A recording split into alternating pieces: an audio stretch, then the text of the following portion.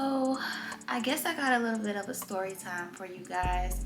I've been kind of holding back on talking about certain travel experiences because it was a struggle on if I wanted to keep it as a vlog or turn it into a story time. But for some of these stories, it's like in order for me to be completely transparent about what happened on the trip, I can't include certain people's faces and names in it because I don't know, it's just low-key like I don't want to make nobody look crazy.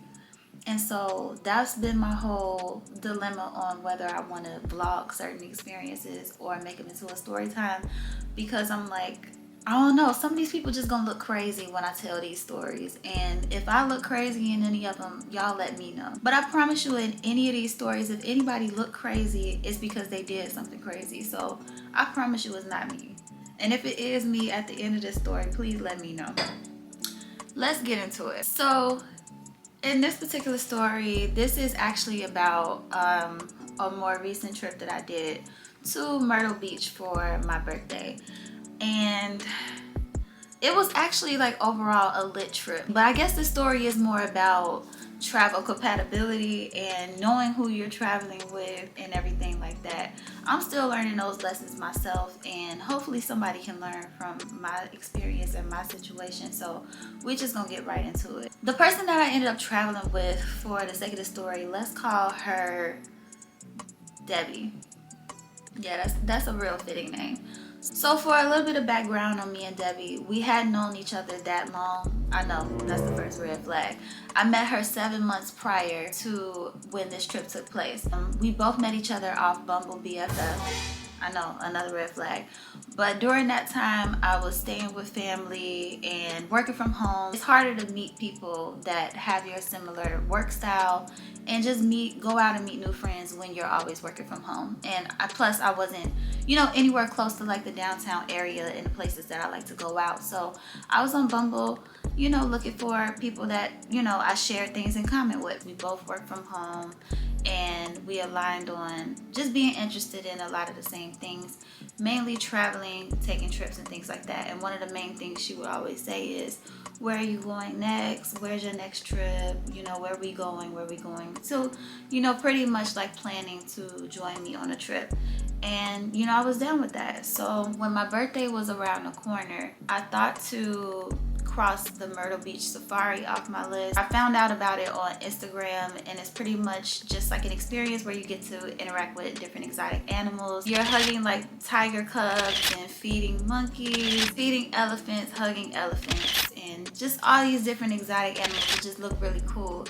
And I wanted to check it out. If I'm ever making any kind of plans that involve traveling, especially for my birthday, I'm always prepared to do it by myself. Now, I still have yet to have an official solo trip, but I always plan with this mindset, like, this is still something I'm going to do even if nobody else can join me, because I know I want to do it regardless.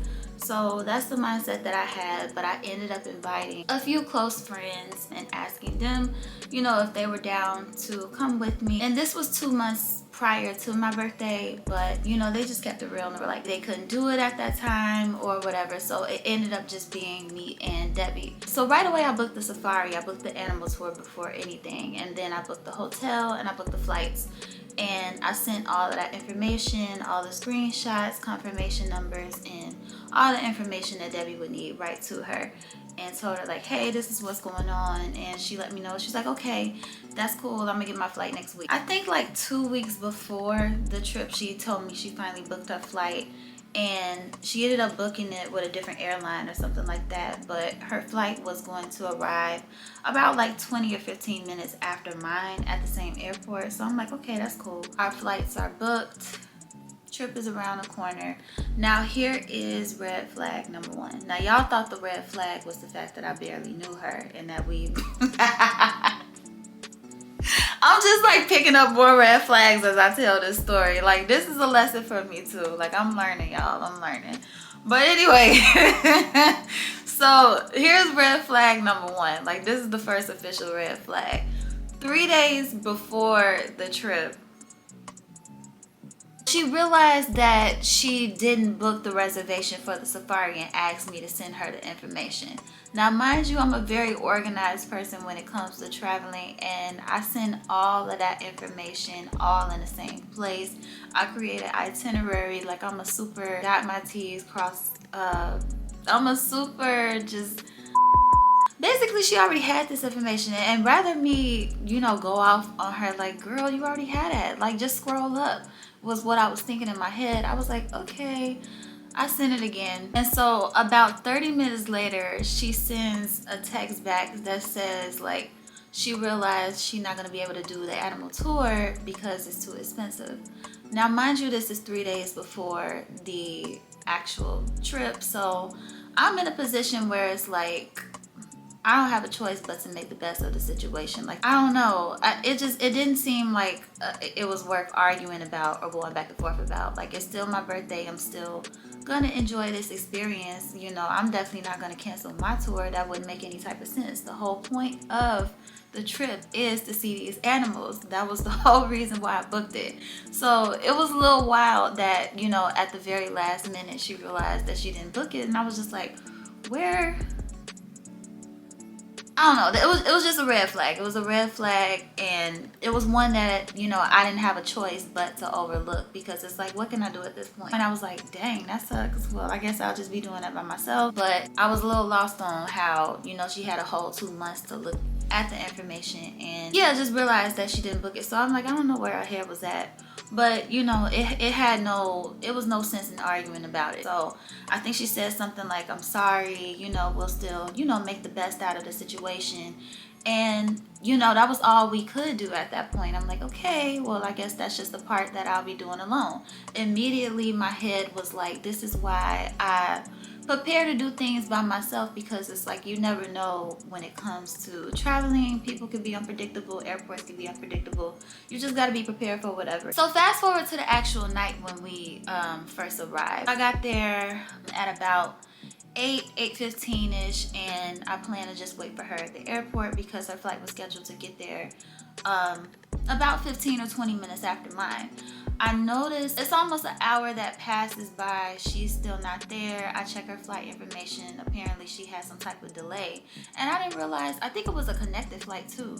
I don't know what she had going on with the flight situation, because I definitely gave her the information that we could be on the same flight. It just didn't feel right leaving and going to the hotel. So I just stuck around at the airport and waited on her. And I think about an hour and a half had passed by when she finally got to the airport. And she did get there. Like I said, this video is not to make nobody look crazy. Her appearance was just real, it was questionable, is the best way I could say it. So, and the best way that I could describe it, she had a wig, but the wig wasn't on her head.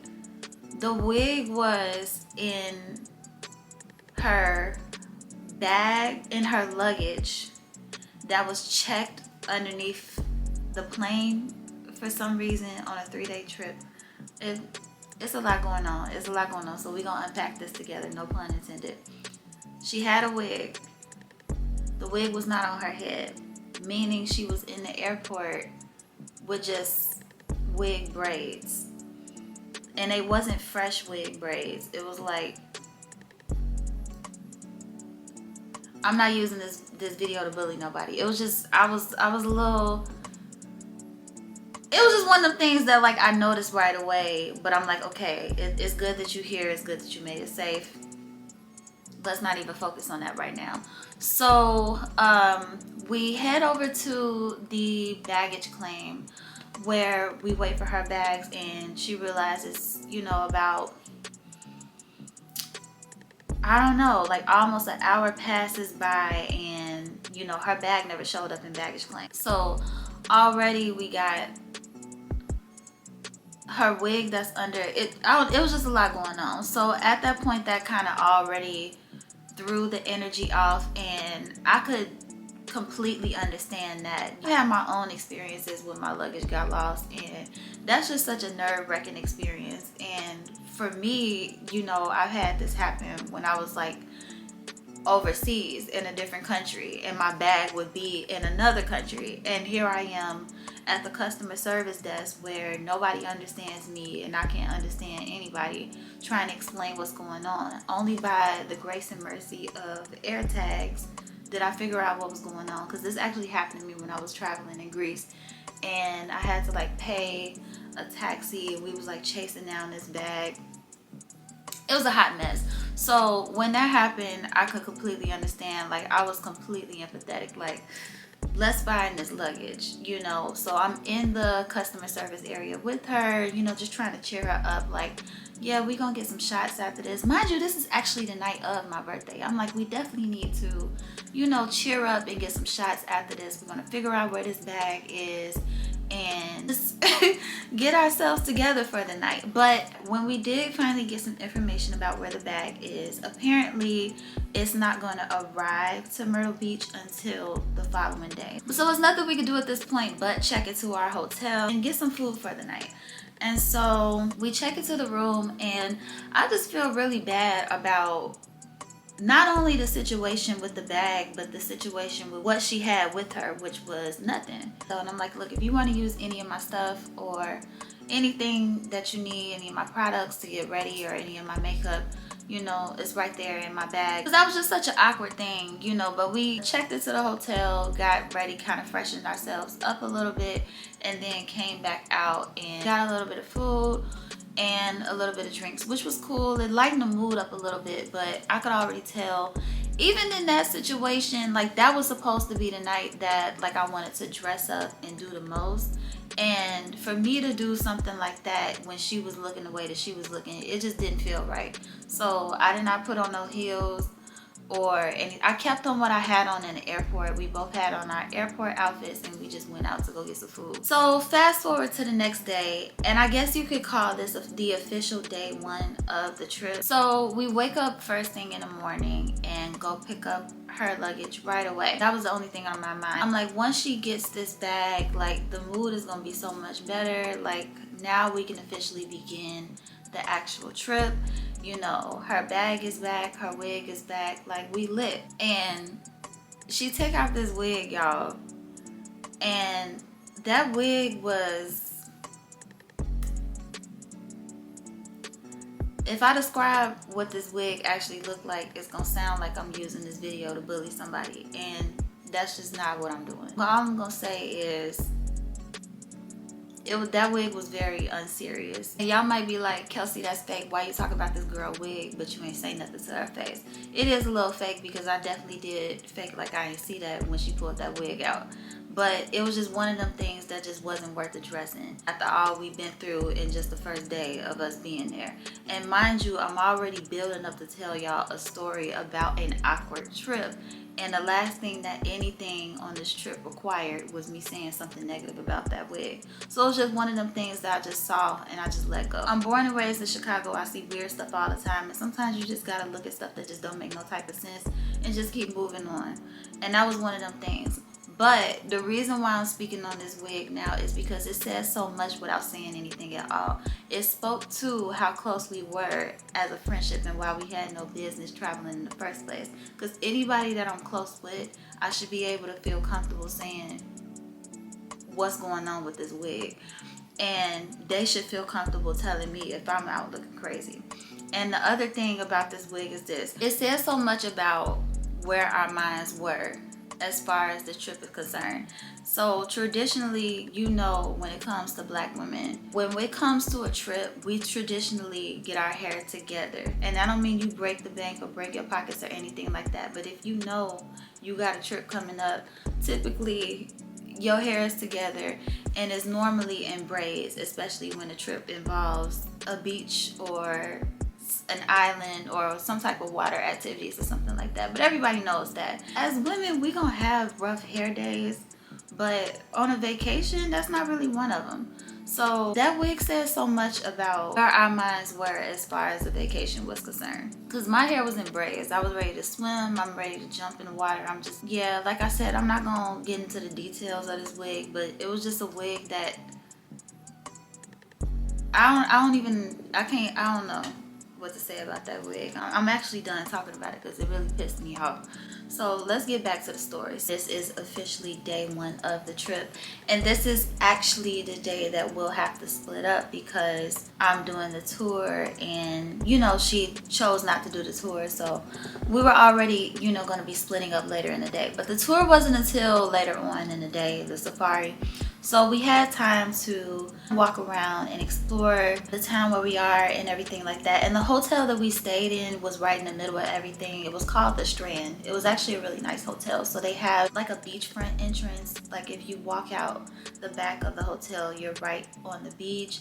They also had like a pool bar. They had a really nice pool, jacuzzi, little restaurant and grill, just all of these different amenities and stuff to explore.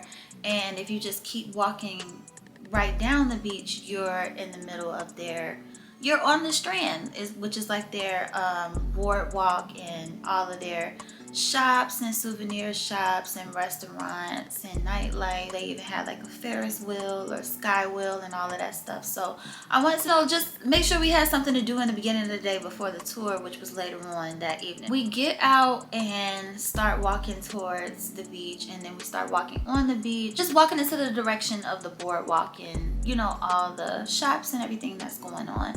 And about like 5 minutes of walking on the sand, she starts complaining about, you know, the sand bothering her. And I'm just like, there's nothing wrong with this sand.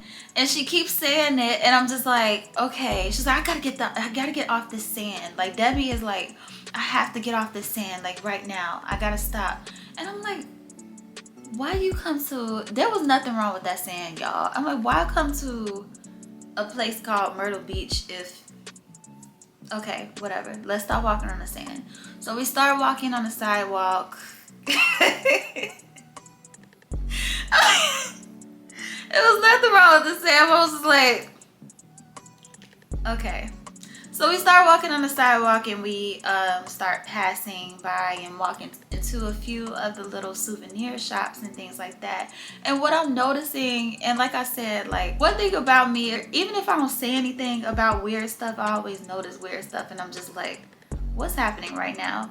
And what I noticed is while we're walking on the sidewalk, she's like intentionally walking behind me.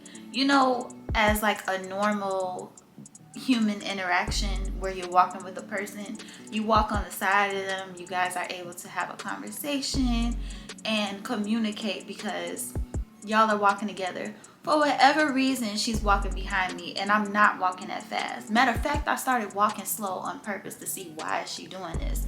So and she just kept I don't know, y'all, this is not the wine. I'm just like, I'm not laughing because of this wine. I'm laughing because I'm still trying to figure out what that was supposed to be. But I started intentionally walking slower to see if she would like walk up next to me. And for some reason, she still kept like trailing behind me. Like this grown woman is, I don't know. I don't know why she was doing that. I don't know. We get into the souvenir shops and she's still doing the same thing. I mean, walking directly behind me, aisle by aisle.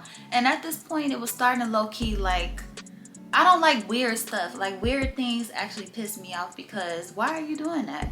So I intentionally just stopped in one of these aisles because I'm like, ain't no way you looking at the exact same things in these stores, the exact same magnets, snow globes, and t-shirts and whatever, and looking at the exact same thing that I'm looking at. And I think I like suggested, I'm like, hey, you don't want to go check out, you know what that is over there? Something I said to just make the interaction more normal again. Like, stop walking behind me. Why are you doing that? You don't want to look at nothing else in this store too? Like, you I don't know. And this was me trying to like get us out of the hotel and make sure that we were able to do a few things or explore a few things together before we split up for the tour. So I was just genuinely lost on why she wasn't interested in nothing that was going on in the souvenir shop. What I also noticed is, you know, I picked up a few little magnets and everything. That's like my little trinket that I like to pick up whenever I travel somewhere.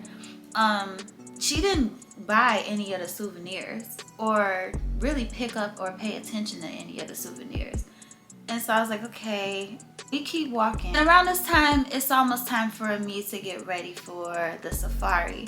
So we have to split up anyway. And somehow we got on the subject of the safari, and she starts like just driving this negative energy about the safari. Like, then she says something like, I don't get it. Like, I don't, what did she say?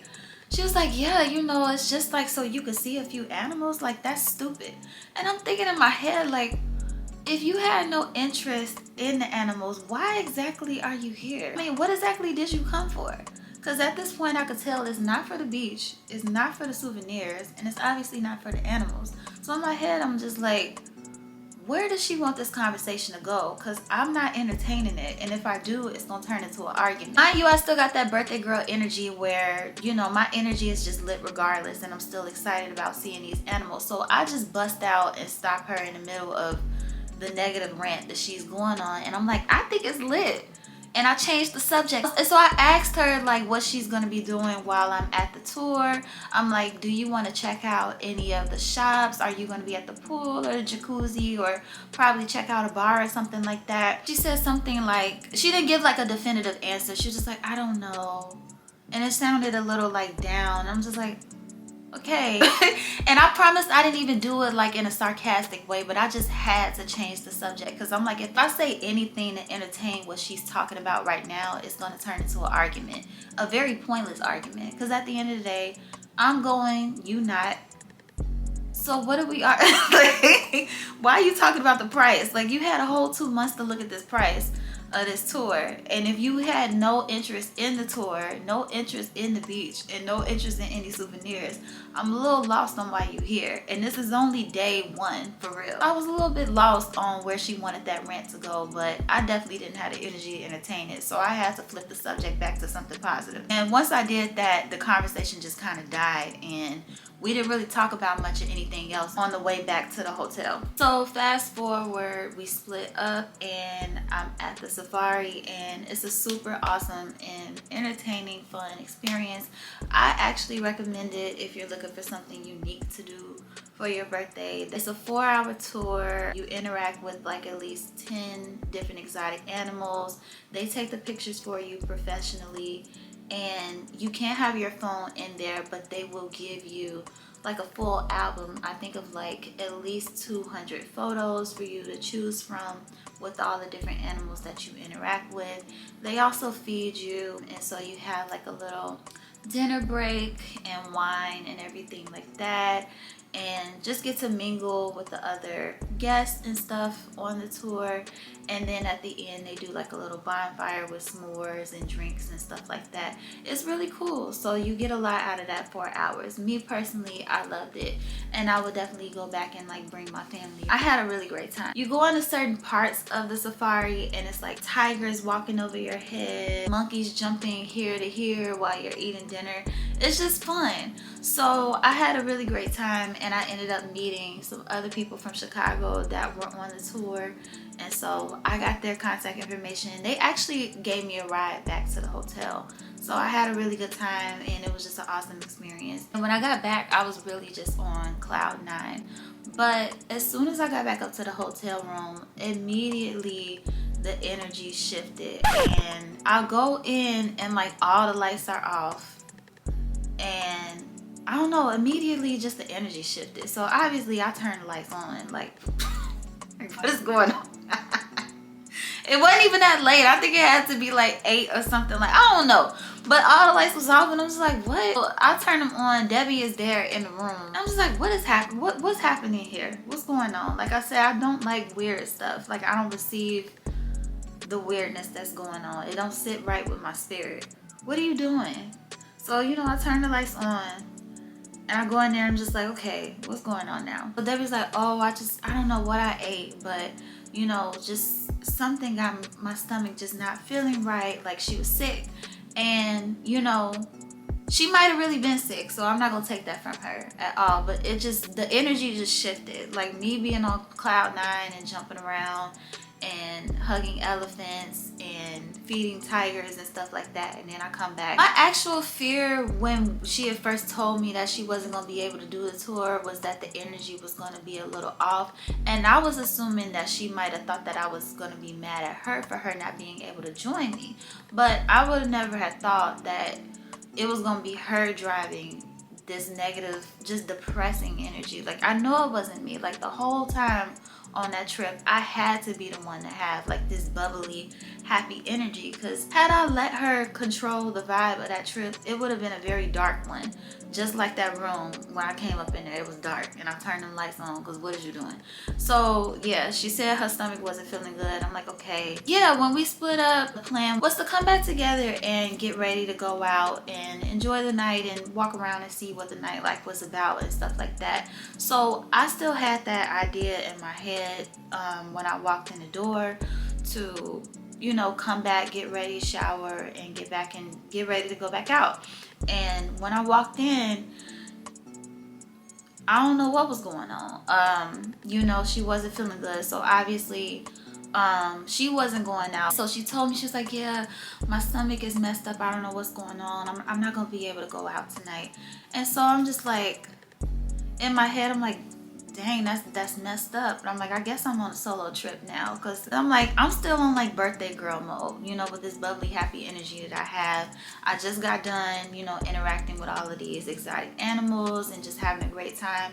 So I wanted to jump in the shower and get ready and go back out, you know, anyway. You know, it sucked that she wasn't feeling good, but I'm just like, it makes no sense for me to be in this room, you know, with this. I gotta get out this room. So I go shower and I come back out. I start getting ready. I think, you know, you just feel somebody staring at you.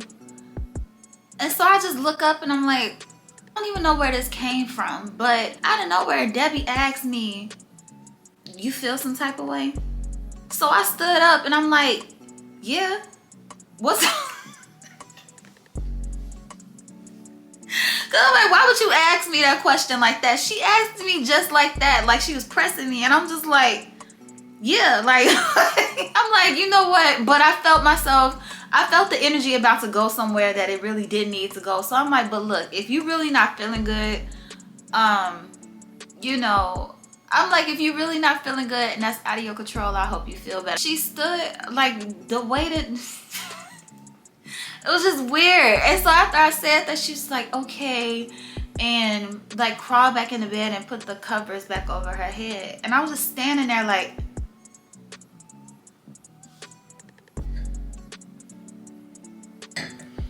I'm like, I don't have the emotional space or mental space for whatever this is supposed to be. I gotta get up out this room. At this point, you know, I called my daddy and I'm venting to him about what's going on. I wanted to go out and just have a good time. And at that point, I was venting because I was on a solo trip with a person that was there. So it was like I had a person that came with me, but at this point I'm on a solo trip and I'm experiencing this trip by myself. And I'm just like, why is she here? That was my biggest question that I asked, you know, when I was venting to my family. I'm like, I don't understand.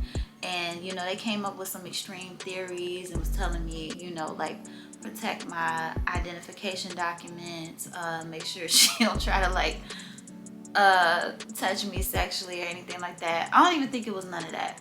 But whatever it was, it didn't line up with where my head was at. So I went out, grabbed some drinks, food, and I think I just spent the night. And I think I just like ended my night like at the pool or jacuzzi or something like that or whatever.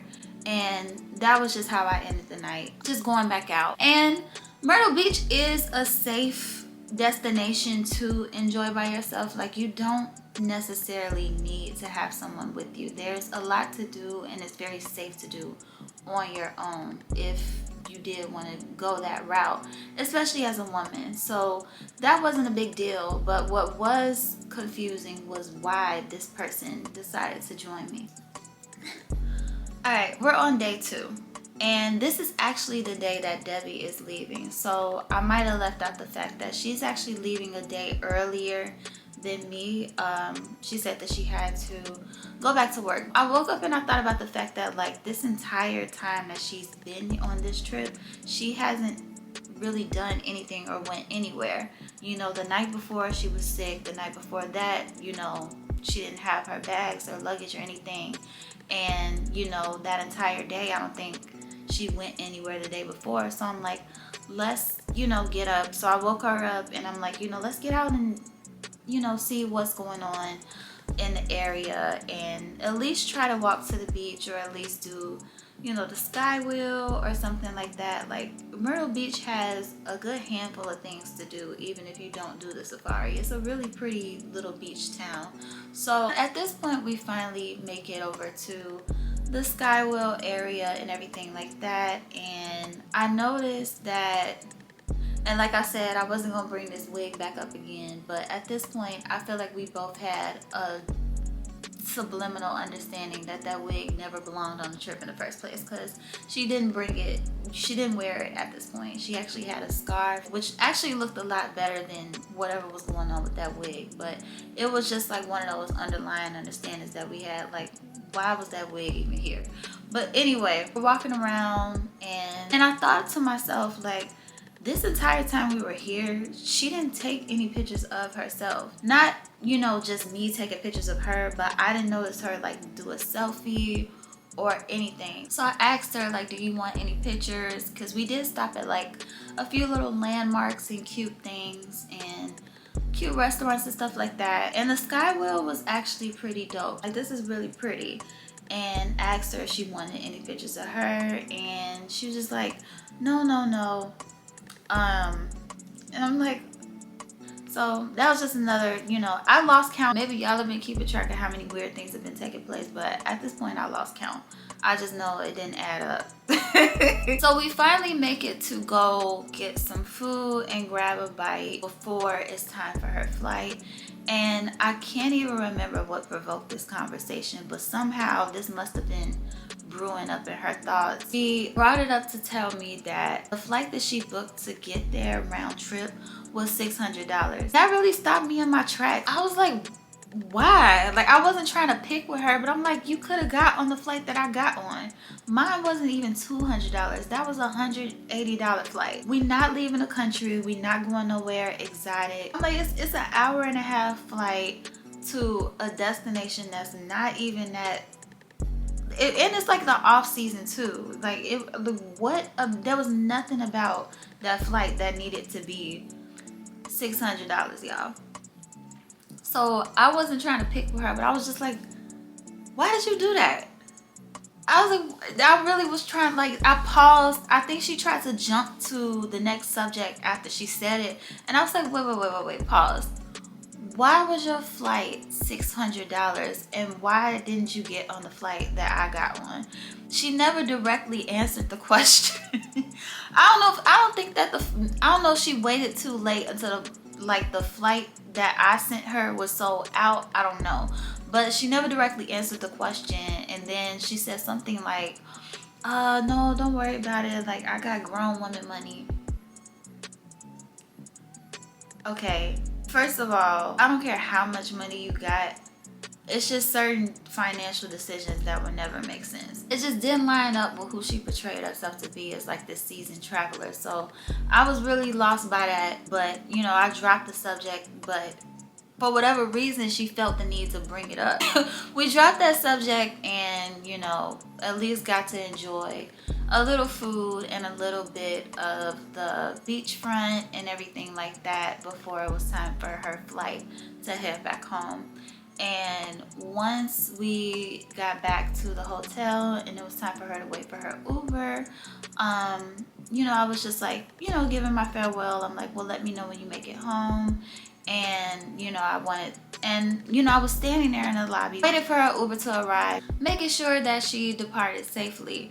And she was just like, you don't have to wait on me. Like, she didn't even want me to wait with her in the lobby for her Uber. So I was just like, okay, well, let me know when you make it back home safely. So that was the end of Miss Debbie. And I still had an additional day there after she left. So this was pretty much my first unofficial solo trip. And honestly, immediately as soon as she left, there was like such a brighter energy. And like I said, Myrtle Beach is a really beautiful place. I think I walked around a little bit. It's just a really relaxing trip. Like, it's not a do the most trip. And I think that last day there, I just enjoyed the beach a little bit. I walked to this restaurant. It was called like Pier something. Pier, I don't know. I'm gonna look it up and put it up in the video after this. But I grabbed a few more souvenirs, checked out a few shops, just took pictures and just enjoyed the vibe. And that's really all you need to do in a place like that. It's really pretty, really beautiful. I had a good time, and low key, I reflected on the fact, I'm like, she could have enjoyed this experience too. So it was low key kind of sad. Aside from whatever Debbie had going on, that was really an amazing and fun trip.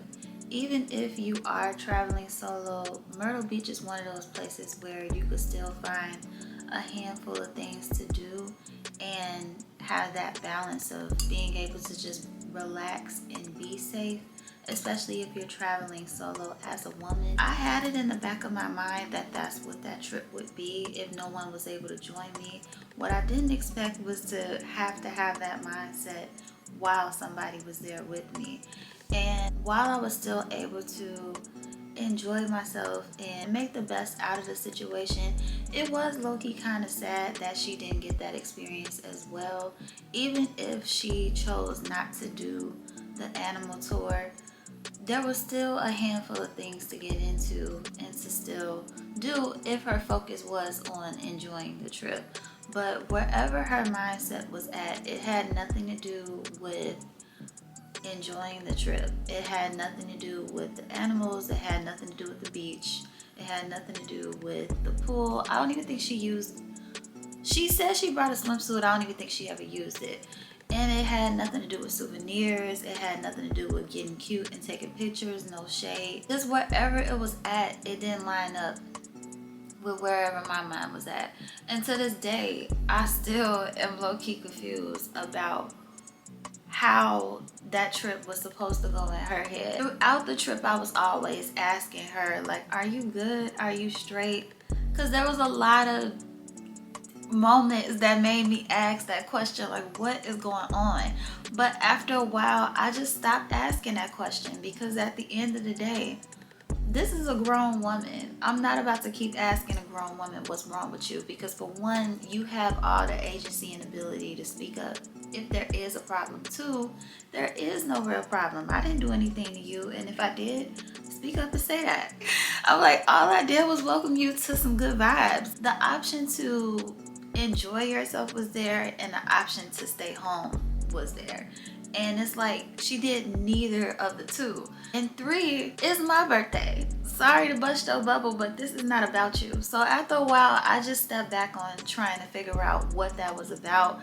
And it's one of those things where whether I asked the question on what was wrong with her or not, I was never gonna get a definitive answer on all the weird things that were taking place. Now, that $600 flight did answer a lot of questions. I'm like, no wonder you can't do the tour, because all your money went into that flight. No shade. It made sense why she wasn't picking up any souvenirs, probably why she didn't want to go out or do anything else that involved spending money.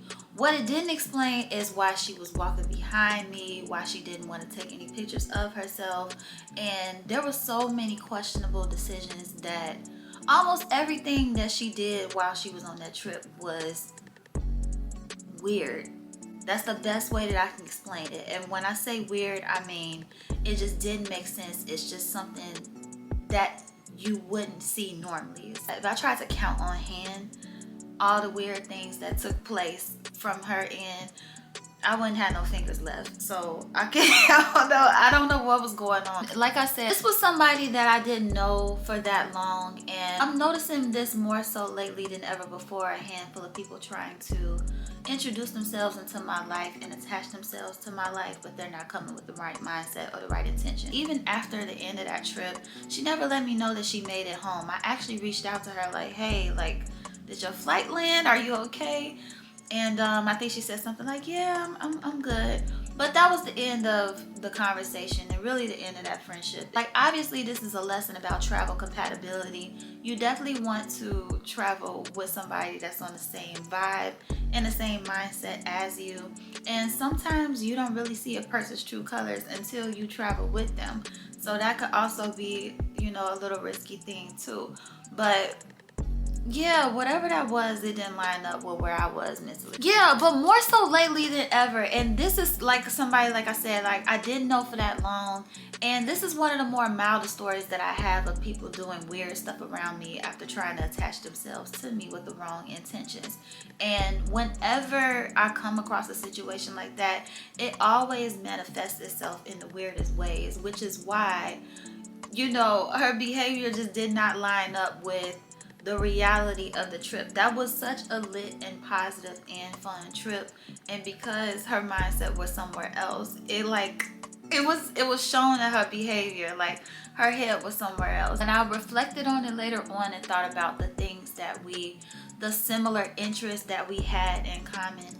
None of those were actually her interests. That was just her copying and repeating the things that I was into.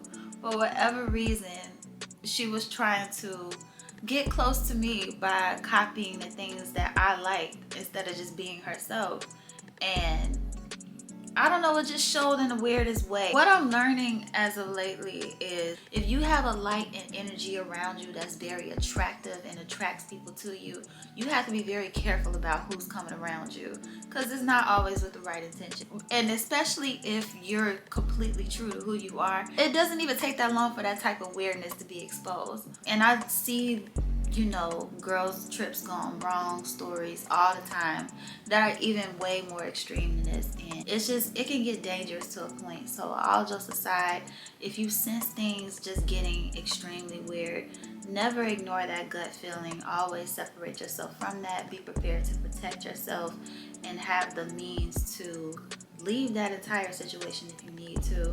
So I don't know, y'all. I hope you enjoyed this story time. If you have any thoughts on what I could have did differently, let me know. Or whatever y'all think that was. Let me know what you think in the comments. Let me know if you have any weird travel experiences yourself. And if you enjoyed this story time, give it a thumbs up. And if you haven't already, go ahead and click that subscribe button. And I will see you guys in my next video.